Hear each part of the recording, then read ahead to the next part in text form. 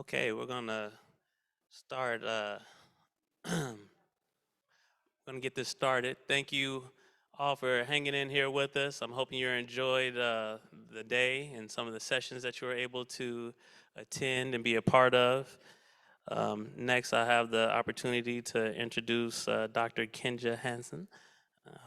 She is the Assistant Vice President, Office of Government and Community Engagement at Arizona State University. And I would like to consider her a friend as well, and welcome up.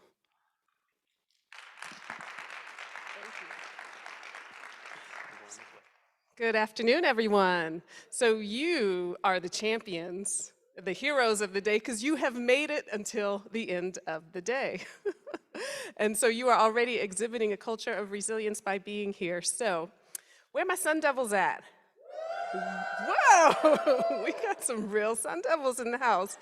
That is an appropriate Sun Devil welcome to Adrian Farewell, who I'm going to introduce to you in a second. So as Marcus said, I am the Assistant Vice President for the Office of Government and Community Engagement. It is a position I am very proud to hold because part of my role is to share with the community all of the fantastic things that ASU does for the community. And in this context, I really want to share with my Sun Devil alumni how much we have progressed in our support for the Black and African American community members both inside ASU and in the larger arena. So I don't know how many of you all know that next week we have an incredible lineup of programming. So Black History Month may be over, but ASU does Black History year-round. And on Monday, we have the opening of Banking While Black. It is an interactive exhibit at the Coca-Cola Sun Deck on ASU's Community Union 365, where you will be able to walk through and experience some of the tragedies of the Tulsa, Oklahoma massacre, but also the resilience of Black entrepreneurialism. So that's just on Monday. On Tuesday, we have the John P. Morris Memorial Lecture, which will be delivered by a civil rights attorney who is also an NAACP attorney who also works for the Lawyers Committee on Civil Rights. And he's going to talk about defending democracy, protecting voting rights.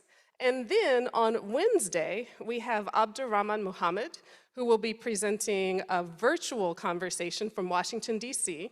Now, if any of you have watched Netflix lately, maybe you have watched the Netflix documentary, Who Killed Malcolm X? He is the citizen who did all the work to find out that two of the men convicted for Malcolm X's murder were wrongly convicted, and he managed to get the two of them exonerated.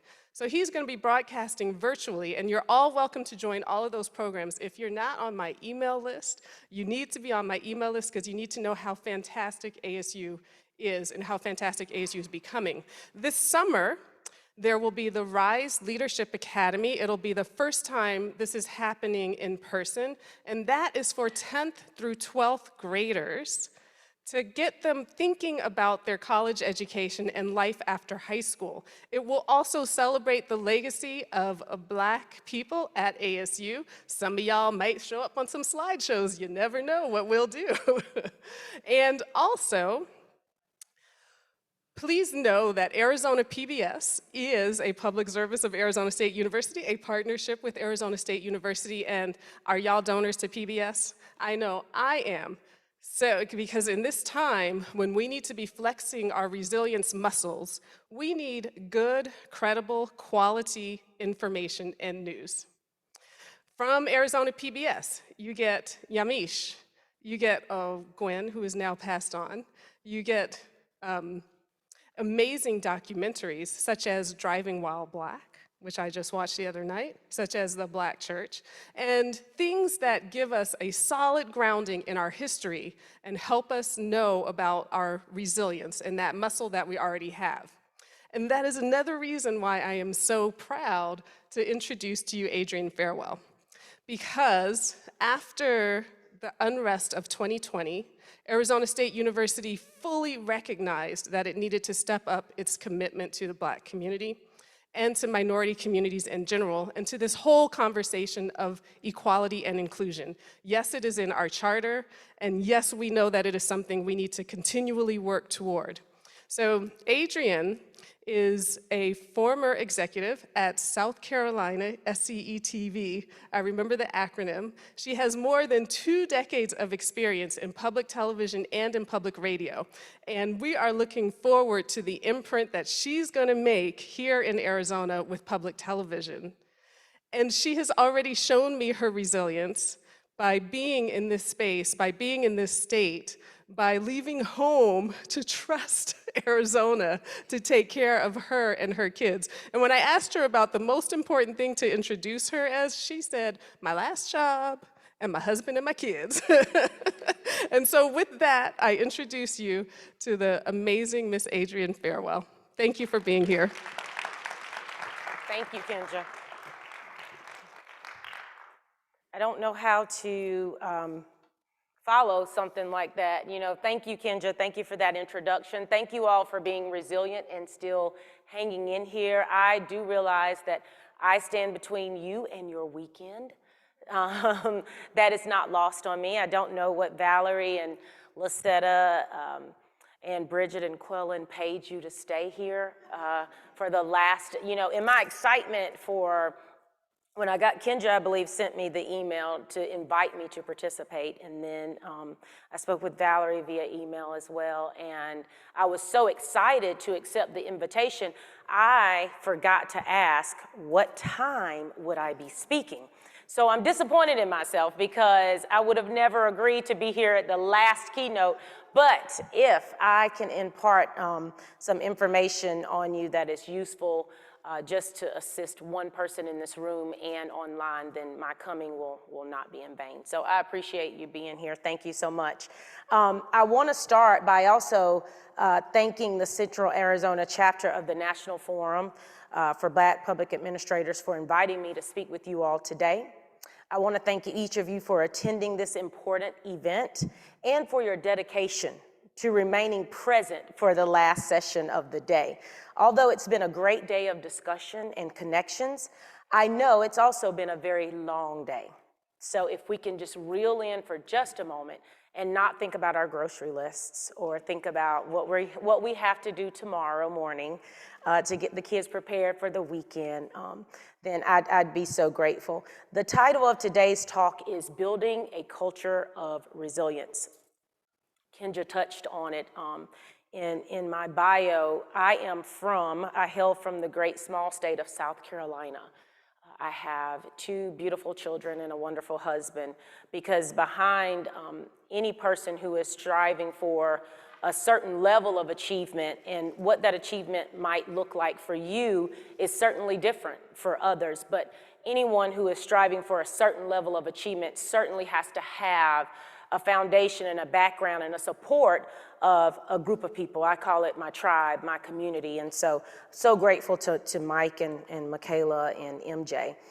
In the Merriam-Webster dictionary, resilience is defined as the capability of a strained body to recover its size and shape after deformation causes especially compressive stress, or it's an ability to recover from or adjust easily to misfortune or change.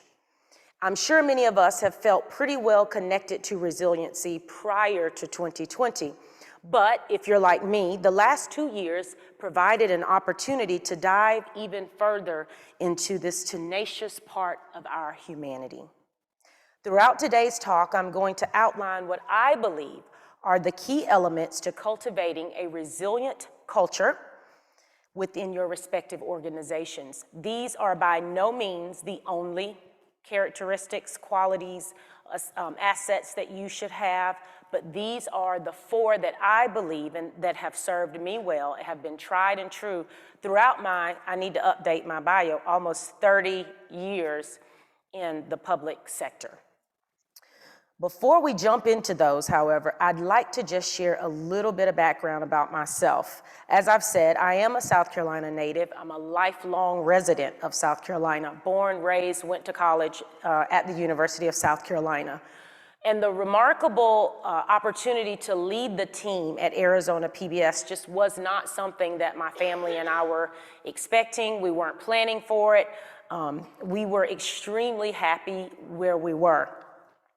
But after some thoughtful discussions with Mike and the kids, we made the decision late spring of last year to relocate across the country to this beautiful state.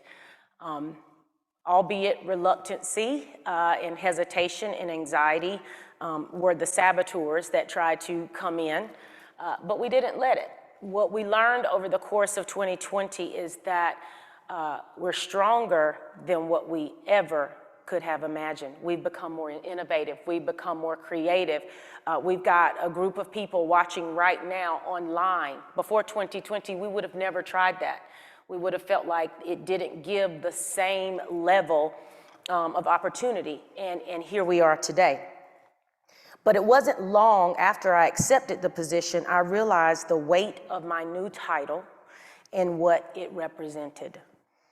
When I was at South Carolina Educational Television and Public Radio, I was the assistant general manager. And so what that means is you're really sweeping up and cleaning, you're the fixer. Everything that's broken, you have to fix it. You also have to be looking long-term down the road to figure out what might break and how do you build in redundancy so that that does not happen. At South Carolina ETV, I was the first African-American female to serve in that position. And then coming to Arizona PBS, it was announced that I am the first African-American to lead that great station in its 60-year history. Of course, thank you for that. But I don't say that to toot my own horn. I'm sure there are many of us in this room right now who've been the first at whatever it is in your respective organizations. So instead of giving me or ourselves a pat on the back, I think our time this afternoon will be more wisely spent discussing the obligation that we now have. Civil rights activist and businessman Vernon Jordan put it perfectly when he said, "You are where you are today because you stand on somebody's shoulders. And wherever you are heading, you cannot get there by yourself. If you stand on the shoulders of others, you have a reciprocal responsibility to live your life so that others may stand on your shoulders. We exist temporarily through what we take, but we live forever through what we give." I'm going to read that last line again. We exist temporarily through what we take, but we live forever through what we give.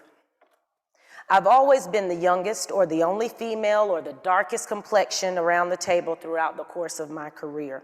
But I know that I stand on the shoulders of the people that came before me.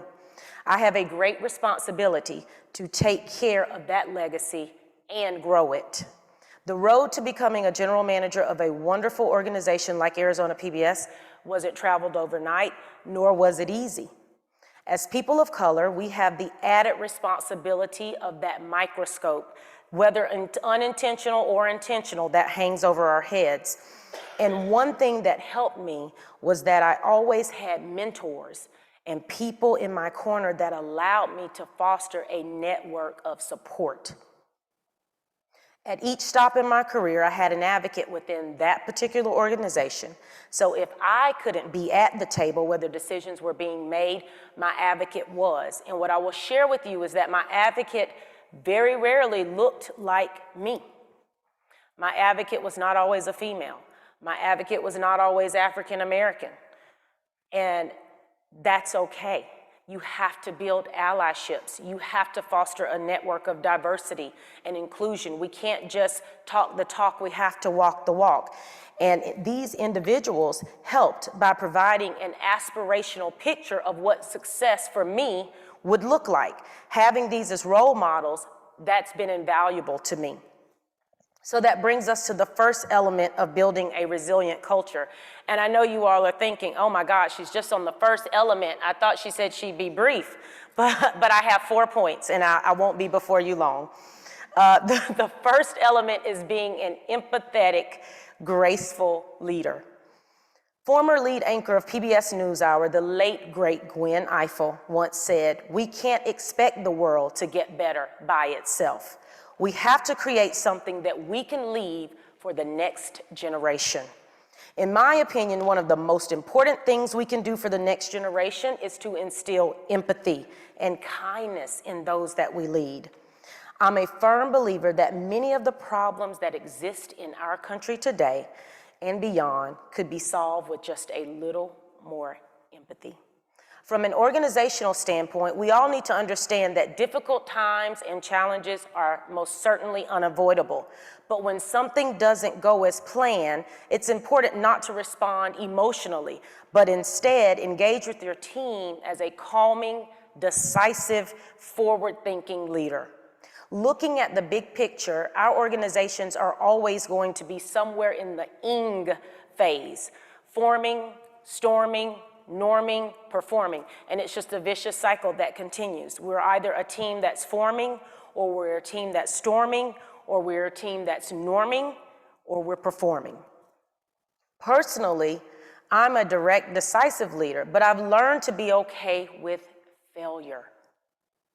As long as we do it quickly and we recover by taking lessons learned and turning them into opportunities rather than challenges, we still succeed and win. The second key element of building a resilient culture is honesty. For those of you who don't know, Arizona PBS is housed at the Walter Cronkite School of Journalism and Mass Communication at Arizona State University. Kendra touched on the fact that we are a community service of Arizona State University. So my shameless plug is, we deliver informative, educational, entertainment that can be trusted and clean for those of us who are raising young children every day, every night on all of our platforms, television, digital, and in sound. So I encourage you to find Channel 8 on the television or follow us at arizonapbs.org. And that's my last shameless plug of the afternoon. So you can rest easy now, you can rest easy.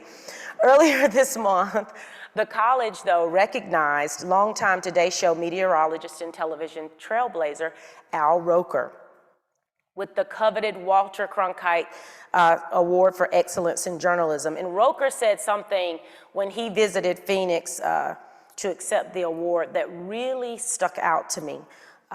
We had a student Q&A session with current students at the college, and one of the students asked what was his best professional advice.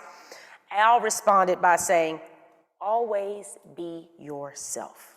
At the end of the day, when you strip everything down, that's all you've got. Although simple, that piece of advice is probably the best thing that a student especially could have heard. In a world full of noise from all directions, just be yourself. In my experience, it's always easy to spot individuals who are disingenuous or dishonest. And trust me when I say that your team can see it too. If you're being disingenuous, the team can see it. If your team doesn't feel like getting the truth from you, or if they feel that they don't get the truth from you, it will only breed distrust and a lack of respect. We all know as leaders that we are defined by how they make decisions and lead through difficult times. It's easy to lead when things are going well. Being genuine and honest with your team also allows you to build a level of trust so that when it's time to make those difficult decisions, they believe that you're being honest, they believe that you're being authentic in your care and concern, and in your thoughts and in the decisions that you make. I took an Enneagram quiz probably 3 or 4 months ago, and I've done it several times throughout the course of my career. And I am a 7, a 7SX, which means that I lead a lot. My first inclination when I took the quiz this particular time said that I lead through emotions. But I think that that had a lot to do with what we've gone through as a leader. But I'll say this, most emotional leaders will lead with grace and empathy anyway, because that is the expectation of our team members. And at the end of the day, it bodes you a lot better in the response that you get in terms of productivity, in terms of trust, in terms of respect, and in terms of resiliency. Trust to me is the ultimate test of whether or not a leader would succeed in their position. If you don't have the trust of the people, they're not going to be willing to follow you. And ultimately, you will still fail, and you can't get them to attach on to the larger vision. The third element of building a resilient culture is communication. This one goes hand in hand with honesty. If we fail to communicate and be transparent, people will make up their own narratives, and inevitably, those narratives will often contain more falsehoods than truth.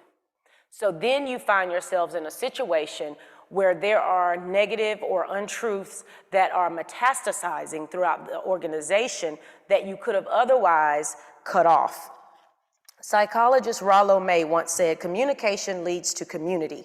That is, to understanding, intimacy, and mutual valuing.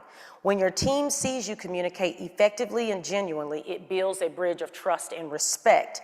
And those aren't the only benefits. In the day-to-day operations of your organizations, problems are going to naturally arise. If you've kept your team informed, they may be able to avoid those potential problems, or at the very least, resolve them in a more efficient manner. An informed people is a successful people. I say it all the time. I say it in the halls. When you keep them informed, you're going to be more successful. But speaking of people, this is my fourth and final, I should hear a collective cheer, yay, component of building a resilient culture.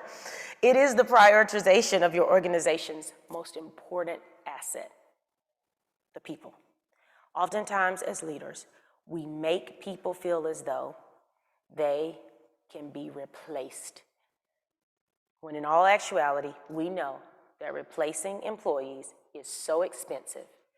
It's so expensive as it relates to time, it's expensive as it relates to money, and it's even more expensive on the morale of the employees who are there.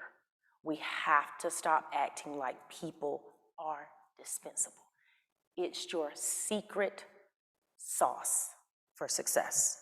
And as a leader, we have the privilege of leading our teams, but it's also a responsibility, and it's one that we should not take lightly.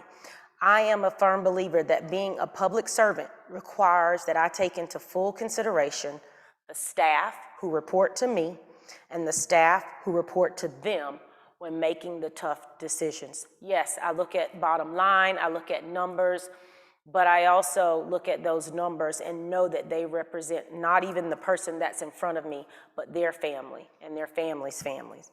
The members of your team are looking to you to clear the hurdles for them to be successful. They are looking for you to pour into them authentically and genuinely. I think about their personal lives. I want to know what it is they do after 5 and on weekends. And a lot of times we say, I don't care what you do after 5 o'clock. As long as you're in here from 8:30 to 5 and you're doing what I'm asking you to do, whatever you do in your time off is on you. That doesn't work for me.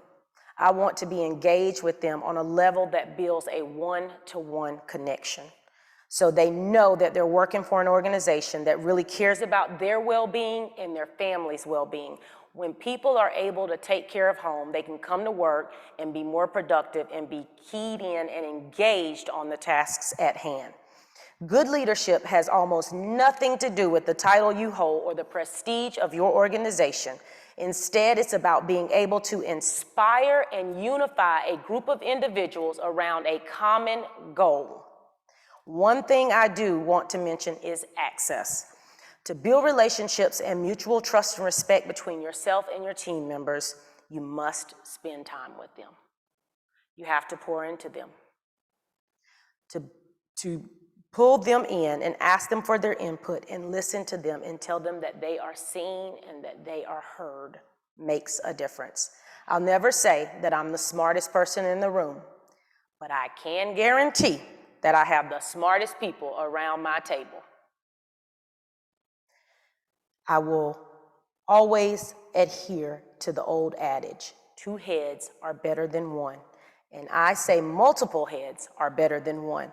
We are stronger as a collective.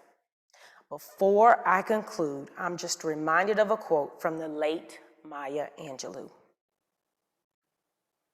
My mission in life is not merely to survive, but to thrive. and to do so with some passion, some compassion, some humor, and some style. Too often, when we think of resiliency and overcoming difficult challenge, the focus is put on survival. But I think we can do better than that. I think that one thing we should be focusing on is thriving. So it's one thing to just survive, but I want my organization and your organizations to thrive because we are public servants. And when our organizations thrive, our communities thrive. And so it's a collective. And I believe that if you lead with empathy, honesty, and prioritize your people and communicate with them, your organization can thrive. Of course, that doesn't mean that difficult situations won't arise, but just as there will always be people in your corner cheering for your success, there might be people hoping for your downfall. How you respond in those situations and to those individuals, how you respond to failure will determine the true resiliency of your organization and the success of your individual leadership. Again, I thank you so much for your time this afternoon, and I hope that you enjoyed the rest of your time together. And now you can refocus on your weekend. Thank you all so much.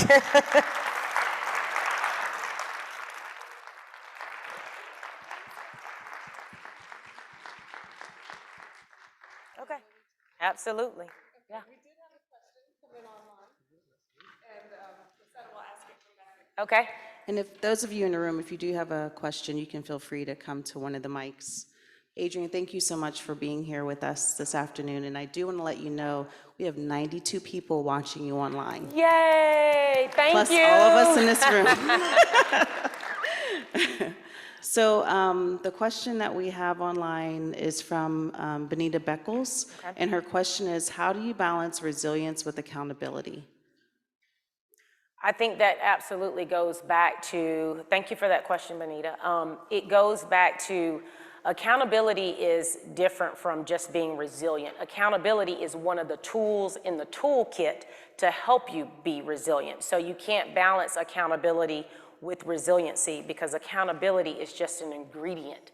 Holding folks accountable. So when I talk about caring about what people do after 5 o'clock and building those one-to-one connections, that level of communication and trust and respect and genuine honesty backfills itself into resiliency. So in other words, being able to hold people accountable does not give way, so to speak, to not being resilient. Accountability is just one of the things that it takes to allow for an organization or an individual to be resilient. They're not one-to-one. It's not a one-off, in other words. So in you've got your toolkit. You've got your toolkit of empathy and honesty and communication and people. So accountability is one of those ingredients. So remember we said, that these are not the only 4. These are the 4 that have served me well. But I do believe that you still have to hold people accountable, but they'll be more apt to being accountable if you have these other 4 things that you have in common.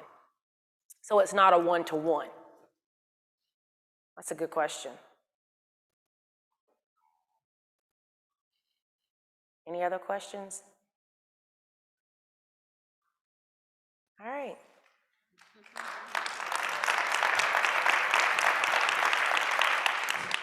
Is it on? Let's give another round of applause. I mean, I know you say that we were ready to go. I'm not gonna lie to you. I've been thinking about tequila all day. No, but it was definitely worth staying here and making sure that I got those closing remarks. I think that all of us, even if you're not currently in a leadership position, that's what you're here to do. We're not only sharpening the tools and sharpening the leaders that are already in our organization, but these are tools to help you become those next leaders, to grab that baton and take us to the next stage. And so when we are blessed to have individuals like you to come and speak to us, even someone like myself who's I've been with the city for 27 years, it opens my eyes to possibilities and things that I may not have thought of, because we get so busy doing the thing that we forget sometimes that people mean more than things. So thank you very much. Thank you. I can't say that enough. And in closing, I would like for everyone, if you have a pen, a pad, a electronic device, whatever you have that you normally take notes with, I'm going to give you a big piece of information that a lot of people may not have gotten if you didn't wait this long. Save the date for next year. Yeah, y'all was all like, okay, yeah. Yes, I'm giving you gold nuggets right now. What are you talking about? I'm giving you like the winning lotto ticket right now. And y'all talking about, oh, man. March 17th. It's going to be in the city of Glendale. We don't know the exact location yet, but it's going to be in the city of Glendale, March 17th of next year. Mark it now. And what I said earlier, don't only become a member, participate. So if you have the app, if you don't have the app that we downloaded for the conference today, please either get on the app or you can send emails to any of our board members. We would like your feedback. What did we do right? What did we do wrong? What can we do better? Because we're going to make the next one better than this one, the next one better than that one, and keep growing this. So this is something that's for you. And so you only get out what you put in. So with that, I'm gonna let you get to your weekends, and you know what I'm gonna get to. So thank you very much.